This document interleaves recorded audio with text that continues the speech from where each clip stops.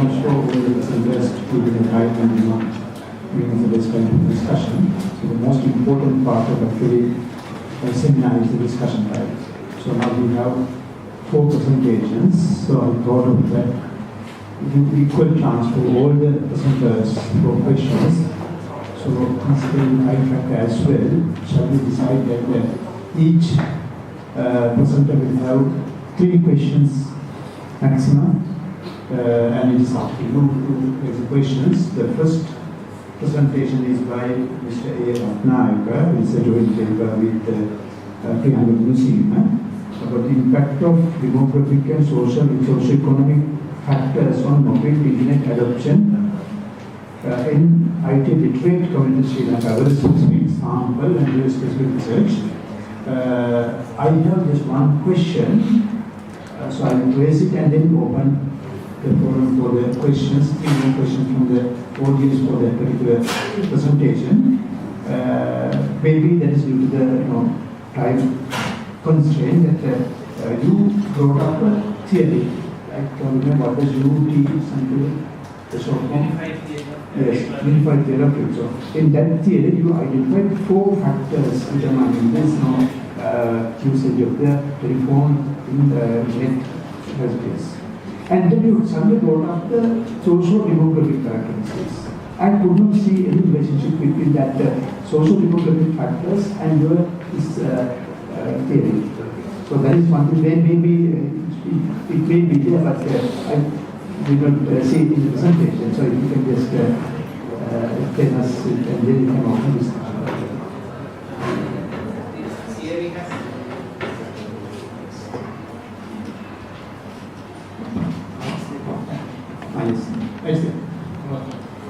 The theory has main 4 constraints on performance expectancy, effort expectancy, social influence, and the facilitating conditions. The theory has moderate factors. The other factors can be considered as moderate factors in these 4 constraints. The demographic factors are the moderate factors for these 4 main constraints in theory. So these moderate factors can be different in different research. So in my research, I thought of bringing demographic factors into the theory, where to check whether is there any correlation between these 4 factors with these demographic factors. So these the demographic factors are considered as moderate factors of the main constraints. I think I had a particular question about the use of age. The use of age may have different interpretations, because that also represents a generation. So you see that all generation people are not that much in the IT friendly environment, and therefore they will be find sort of this relationship which may not be the reality, and therefore when you use factors like age, you have to be very careful. You have the gender in the model. Okay, now what is the sample size you use on this pilot cell? So that's the pilot cell, 161? Yes. Normally for pilot cell we use very few cases, so it is not actually within 2 weeks I emailed my friends, and especially the undergraduates responded. It's worked like a viral thing, and I got a lot of results, and that's the reason it's a comparatively very good number. That's not the pilot cell. Okay, so open for the audience, and also other presenters can also raise questions, concerns, and comments. Yes. I am Uday Kumar Sinhamida, clarify one thing. I saw your sampling technique is convenient, am I right? Convenient. In a research, if it is convenient, is that represent the population? Basically, the method what I used is I sent emails to the known people and shared the link in the Facebook where anybody can access that one. That kind of method I use in that one. and majority of the respondents from the undergraduates from Columbia University is faculty. So I am not exactly representing the entire population. Yes, then the convenient sampling is not advisable because if there is any difficulty to collect the data, then you can use that convenient sampling. If not, because it is a haphazard sampling technique and there is no assurance of representing the population. Yes, right. So by using convenient sampling, it is very difficult to collect. For the pilot survey, I am using the Yes, convenience of that also is it's good that you can go for cluster or any other thing than the technique. But if you have any difficulty to collect, then it's okay. Thank you. Thank you very much for an interesting question. 2 more questions from the same presentation. Other person here also question from each other. If there are no questions, I would like to go to the second person. Yes. Yes. Now you mentioned about mixed methods, right? Mixed method, yes. Yeah.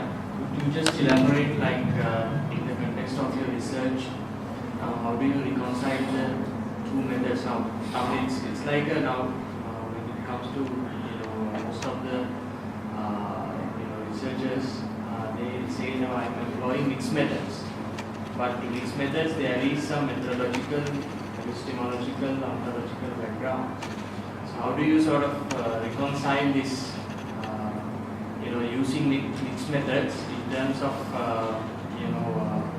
epistemological aspects, like we have, like for example, if you take more quantitative orientation, it assumes that reality is out there and you can objectively measure it, and if you have more qualitative orientation, it assumes that reality is more subjective, it's human, so it cannot be measured objectively. So two different philosophical backgrounds. So how do you reconcile these two different traditions in your research? The majority of the data what I collect in this survey is quantitative, but using an online survey, Google Forms and channels. So there's a risk of non-capturing certain information through this online structured survey.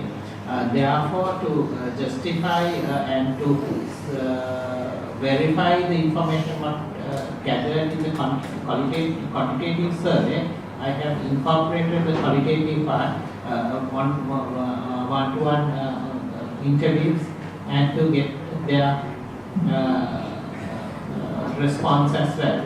That is the area, but it's not a big number compared to the quantitative number, but just to validate, triangulate the information what we collect in the quantitative survey.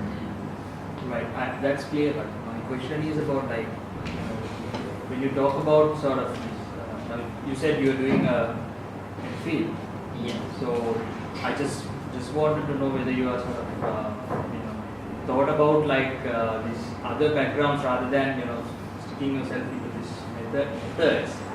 If you sort of move backwards with methodology, there are other aspects like epistemology and ontology. So one might ask, maybe when you present your research, that how do you reconcile this more philosophically when it comes to then the superficial method part. Methods you use it for triangulation and you can explain it, but you should also have some sort of an answer to maybe in your viva say that this is how I reconcile these two aspects in a more philosophical manner. I understand. No question? If no questions, so we go to the second presentation. The questions session, second presentation. The theme is a differential e-learning on Z-score of A-level students. 3 authors, Vasanta, our good friend, J. Ranasinghe and V.D. Tuksidi. So V.D. is the presenter. Mr. Kisri, I have a couple of, just remarks, may not be the questions, and most of this is already highlighted in the sentence as well. My one concern is about the biasness of your sample. I think you want to have sort of more general conclusions about the relationship between e-learning and the sets for the A-level performance, and you better go for a wider sample covering all the segments of the society, because this e-learning is available on to a very specific group of people in this country. And the awareness is also among very few people. So there's no need to talk about the other things. So it's really a biased sample, but as initiation, that's a very good research topic. And I think because these which are talking about the promoting e-learning facility among schools and the universities, so I think it's a very motivating factor of your research. I think you have to concern very serious about the sample, and you may mention that in your limitations, only that yes. And the second, The previous comments actually out of 70 also we had to exclude 20 because they are not using the e-learning. That's why the samples population is also not much large. Okay, so in that case, I think there are structural techniques like selectivity problems that you have. You can monitor two levels. First, this e-learning use and non-use, the factors are determined. And then you can use the second level, this model, the effect of the use of e-learning in the level performance. There are very specific methods like selectivity models, Ekman selectivity models is the best thing for that. So treatment and then other one. So that's something you should, that is correct for that, including all these. So and the second point I have is about the you also mentioned this in the presentation about the multipolarity. You showed your correlation matrix and you found that there is a very high correlation between NSH and NEH. Two given variables, the correlation is 0.774. So you should consider that. Of course, there is no any specific method to give the multiple, but there are some methods, some ad hoc methods, so you better try one of these and see whether the result will change.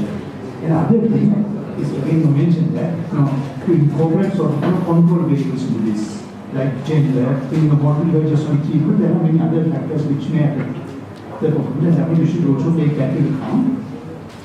And the final thing I want to just mention before I open for the audience is that this is you have written a very clear message that is, e-learning is more effective than classroom learning. That is something that we are discussing these days in education forums. Because now, all the information, knowledge has been rising, knowledge is available in the web. And teacher does not need to reproduce knowledge, the students can learn things from the web. So that's what you see there. And therefore, this is a very serious question about the role of the teacher in future. Are we going to replace complete traditional teaching to e-learning? It is not possible because teacher has a role to play. And therefore, better if you can also think that maybe it's out of your research team, but that's something for us to discuss. Maybe today or in future. Okay, now we have two chances. You displayed initially the output of the model, multiple regression model.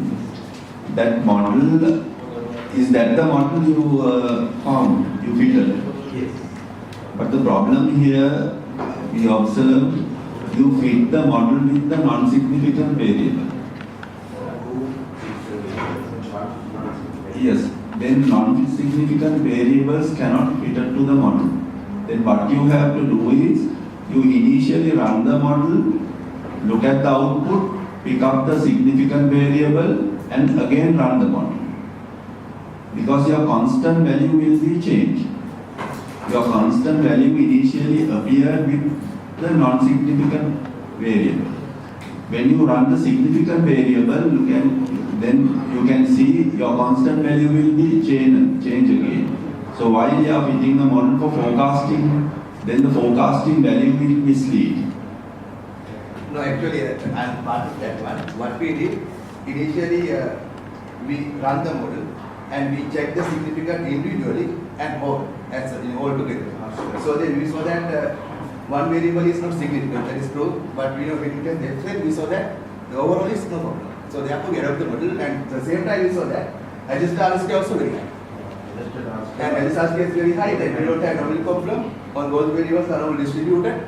And so then only one variable is not significant at 0.5, but overall it is significant. So then we adopt the model.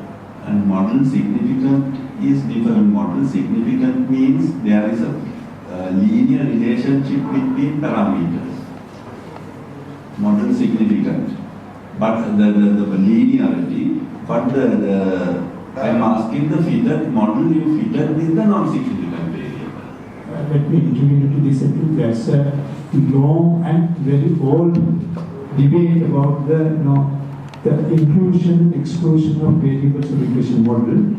There are two things that we talk about: inclusion of irrelevant variables and exclusion of relevant variables from the model. Both leads to biases. So what is the decision of statisticians at that level is that if the t-value is less than 1, then you can remove the variable because then you have the MSE, mean squared error. Because one side you have the bias, one side you have the efficiency. So as you remove the variables, it may reduce the bias but increase the inefficiency. You are less efficient. And therefore, when you remove a variable from a model, you have to look at that, the mean square error. So if the t-value is the final, it's not actually final, it's one idea that if the t-value is constant value in this case is less than 1, then definitely you can drop that variable without a lot of harm to your model. But still, that's also conventions in regression research that sometimes the insignificance is also information. Because you can actually testing is actually suggested. Testing what you done is that you should report both models. And the best thing that you said that you add one by one.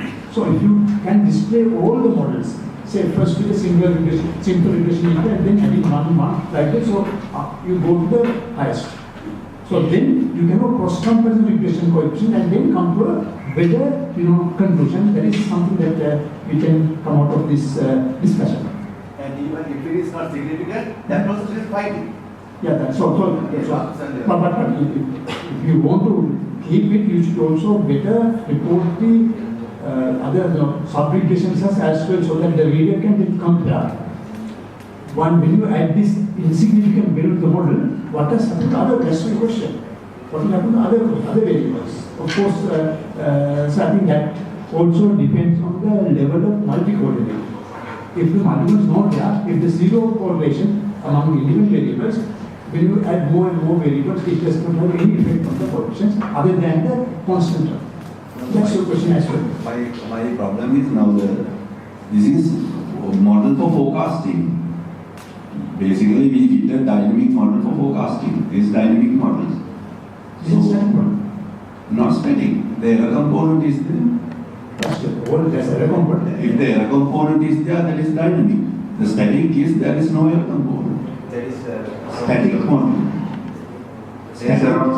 Now you take your error is there, then that is dynamic. Error model you are dealing with the uncertainty. Now static model, you can take static model and fit the error component, then only we can say it's a dynamic model. My question is, when it comes to forecasting, when you put your problem is, that's right now, the information. If it is non-significant variable, it gives information, that's right. This for descriptive and other results. But when it comes to forecasting, when you put non-significant variable, it is not valid. Now if the overall significance is high, no, overall significant means that is overall significant is what is we are testing individual parameters test. Yeah. Right? That is These are two things. Overall significance is overall. That is the linear relationship. That's true. Okay, I think shall we just we can continue the discussion maybe in the tea break. It's a very interesting discussion. So shall we open up this for other? This is a very valid question actually. So thank you very much. So shall we you will try for the other questions as well. There are 2 more chances, please. Any questions? Yes. I think the main problem is the multi-coordinating because there is a multi-coordinating in the model is not a very suitable model for the forecasting. And as you mentioned, usually we have some kind of insignificant variable. What we are going to do, we are not going to show them in the final model. Maybe there is some reason since you show some insignificant variable in the model, sometimes that may be misleading. So what we are usually doing, if we have some insignificant variables, we are not going to put them in the final model, and we will show only the significant variables. And also the problem is the multi-coordinate issue. I also noticed that one in the if we consider the general case as the time you are spending for the e-learning and the self-learning, definitely they are correlated. If you are spending more hours for this self-learning, then you don't have that much of hours because you have 24 hours in a day. So there is a practical correlation between these 2 variables also. And if you have multi-coordinate, I think rather than using ordinary least square method, I think you have used that OLS method. Rather than using this OLS method, you can use a 2-stage method. Some other econometric methods to estimate the parameters to dealing with the multi-coordinate. Then in that case, if we need it, I can guarantee that your R-square will decrease. You have a high R-square because the variables are highly correlated. If there is any multi-coordinate, what we have to do is we have to combine the variable and run the model. Sometimes. Yeah, maybe principal components kind of. Yes, principal components.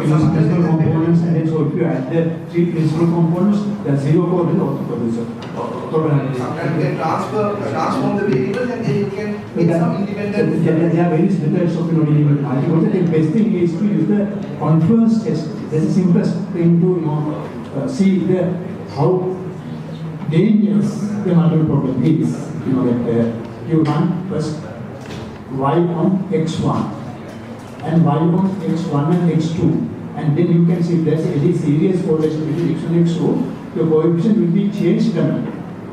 That is either forward selection procedure Yes, or but backward. one is you use SPSS, there's a principle for there, but you can also run manually. Okay, just one more question. Please do more and more discussions. Okay, one more question, please. Yes.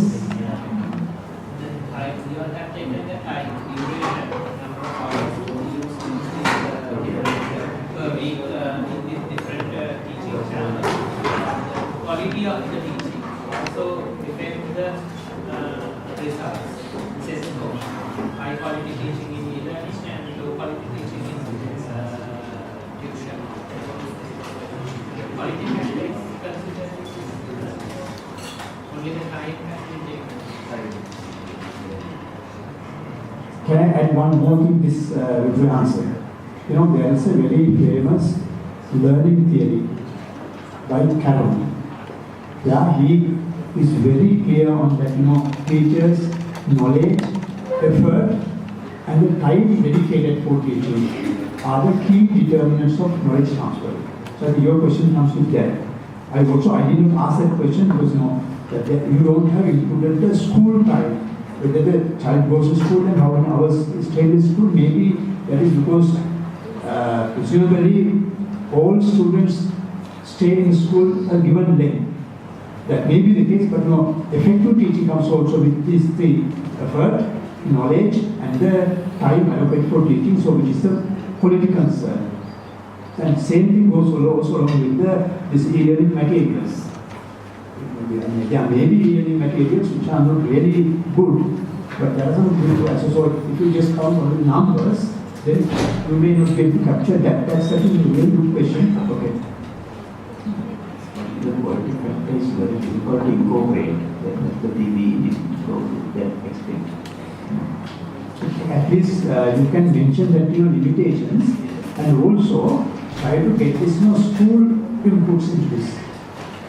If they are first time A-level students, so that they are A-level students from schools, and that we can get there, maybe collecting data in backward is difficult because you have to ask the question from the students who have learned in school maybe 1 or 2 years ago. So that may be a problem, but at least mention these limitations. Okay, let's go to the third presentation. The third presentation is a new scheme of school clustering for better management by RNATK Ratnayaka, Yusuf Parambu, RAB Abegunavardhana, Yusuf Parambu. So Mr. Abegunavardhana with the presentation. Just some clarifications. There will not be questions. As you mentioned, the clustering of schools, we have two methods. One is the official clustering, is one A, B, one C, like that. That's ad hoc, not reactive, but based on the facilities. That's also heavily politically pressurized, political decisions. And this method you are proposing is actually based on the performance of the school. And the question is, when we go to the policies, as if you accept what you suggest as a policy for the next 10 or 5 years' time, then we need to know about the reliability and the stability of your finding. Now, in your own findings, you showed that for 2 years, results are changed.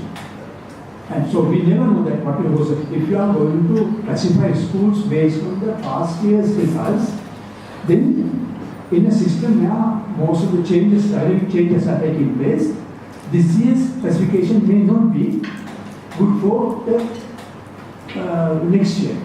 So in that case, I think use of this is very informative, of course, but use of the classification for future policy administrative purposes will be difficult. And the other question that I had in my mind was that your analysis is entirely based on scholarship exam results. Now there are two things. One, that not all the schools offer teaching for scholarship exams. There are some schools only with the 6 and above. So these are true. That's true. Yes. Another thing is that there are some schools, maybe after recently, that all the schools with primary grades are maybe compulsory to let the students sit for the scholarship that should. But the motivation of the schools and the parents to train the students for scholarship examination in different schools is different. Now, for example, if a kid is in Royal College, what is the motivation for them to have, take them to the race? And therefore, these are not. So, this may lead to some sort of, erroneous conclusions. Better if you do this at different levels, scholarship or at least all levels. Because I have done a similar exercise with A-level results, O-level results, in my PhD 2 years ago. That I classified schools into, I divided into privileged, underprivileged, and the average schools, and then see the results. And what I found is that as far as the O-level results are concerned, there is a massive difference between the privileged and the underprivileged schools. And also the districts are divided into there's a privileged district, underprivileged districts. So those schools, privileged schools in underprivileged districts, are performed almost equal to the privileged districts in privileged districts. And therefore, there are very important social findings with the other levels as well. I agree with some comments with you. And actually, why we select grade 5 scholarship exam? Because there is a huge confusion in the grade 5 scholarship exam. Actually, that's not among the students, among the parents, especially in the mothers. So, and when we consider the entering students to the school, parents, they are looking at some good school. Good school means they want to continue education up to A level. So in that case, why we decided to eliminate the schools up to grade 5 and only after, say, above grade 6 and exclude that one, and we consider the schools with the grade 5 scholarship exams. If they are sitting the students to the grade 5 scholarship exam, we consider all the schools in the Kampana district. And administration to consider that school-wise classification, Royal School, College, why they want to go for the scholarship. But we realized that when we studied about that one, few years before, the island first of the grade 5 scholarship student came from the Sinma Bandanayaka College. That's I think the third or fourth ranking in the education system. So still these schools also they are pushing their students, not the school, even national exams. And then in the A-level and the O-level results, actually I did another research in 2008 with another, by considering 2007 and 2008 results, we classified the school by considering their A-level results. And then since we have done that one for the A-level, so this time we decided to consider focus only the school admission, and then we decided to consider grade 5. It's not, and we realized that's difficult to get the O-level results because in the O-level results they are not giving some mark. They are giving number of A's or something like that. Then we can do that. At that time we think about that one, we can have some mechanism to do dealing with the number of A's and B's, and then we can classify the school according to that one. You may go for already probably type Yes, sir. And the management perspective, what we can do, what the education managers, they can classify the school, let's consider last 10 years, then they know that one school classified by using all these methods as a good school, and they know that okay, this school belongs to the good category and they want to maintain the same status. If one school coming at the good school or the best category, and suddenly in 2014, let's say that comes to the moderate level, then they know that okay, their performance goes down, then they have to do some action. They would look at that one, why their performance goes down. So this kind of adjustment, this kind of policy decision they can take. That's why we consider. Actually, there may be a lot of policy implementation problems. So that is up to the managers. We can propose the method, but the decision making up to them. this can be used to classify 1C schools. Yes. So further classification of 1C schools. Okay. Actually, that classification, sir, we consider all the classifications separately. Boys schools, girls school, boys and mixed school together, boys, girls schools and mixed schools together, and so on wise, and all the classifications were done there. And here, that's why I mentioned in the presentation also, we don't have a unique solution. We can't say this school is the best. That depends on their performance in the academic. Okay, now just this one. Maybe we can discuss it as well. Now, in your classification, there's a minimum distance. Okay, is that the average that you consider or the dispersion as well? Only the average? The marks, single linkage we use the minimum distance, and the other linkages according to their criteria we use the linkages. Average linkage we use the average of distances. You can use average scores. That is also the average linkage.